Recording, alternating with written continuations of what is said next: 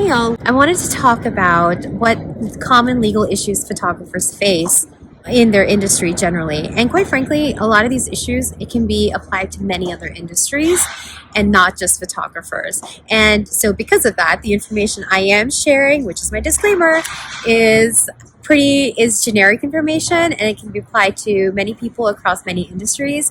And so this is not legal advice per se. And if you do need some legal advice, I would really recommend you to go to a trusted attorney, or you can even reach out to me. You have my contact. So that's that. Anyways, so going back to photographers and common legal issues, the first one is copyright law, and your rights in the photographs that you create, and making sure that nobody takes that intellectual property that you own.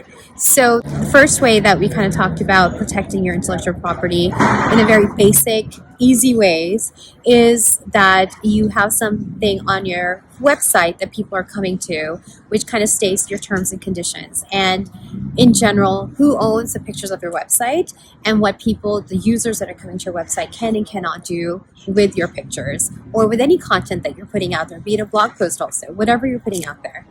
And so that kind of shows them their limitations, and it also defines the parameters of using your website.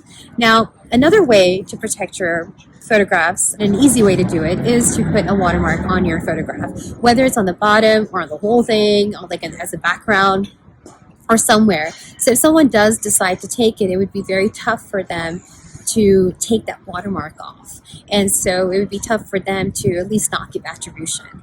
Another way is also when you're dealing with clients, you have a client contract, I hope, and in that client contract, it defines the intellectual property ownership, and it tells you and the client who owns the property at the end of the day, like the photographs, and what each party can or cannot do with those photographs. So that is super important if you are really, truly wanting to protect your photographs and the work that you're creating, be it a video also, it can be anything that you're creating. Now, a second common illegal issue that comes up is when somebody does steal your property and your photographs. So it's like, what do I do then? And so what you really do is send a message to them first. Let them know that, hey, listen, this is mine, and you need to take it down, or you need to not use it. And then hopefully they listen. They'll listen if you send them a takedown, like a cease and desist letter of your own.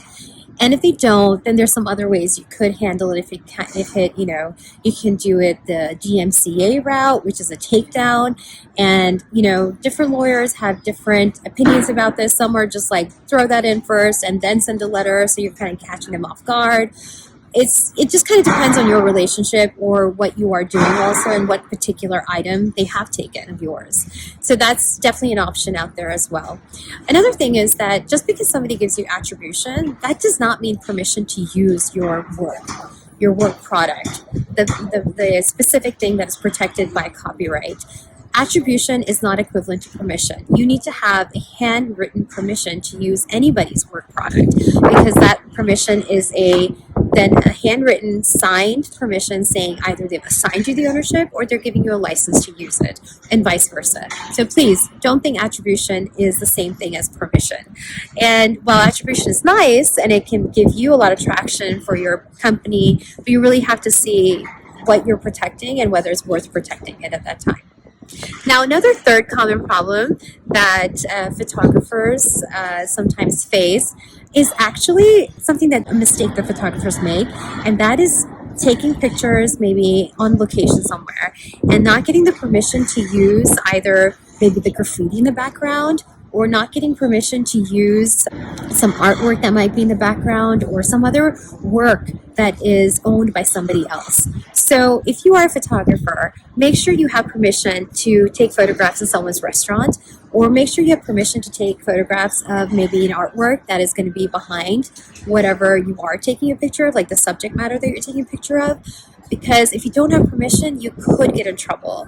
And you don't want to also use images or graphics that don't belong to you, but definitely give somebody else where that source of brand might be, because you can get in a lot of trouble. So just a closing note, you don't want to take pictures like the Grinch and not get permission from Universal or the people that own Bridge, because you're going to be getting cease and desist letters from them immediately. So I hope you had a wonderful time. If you have any other questions, please let me know. Share your thoughts. Bye.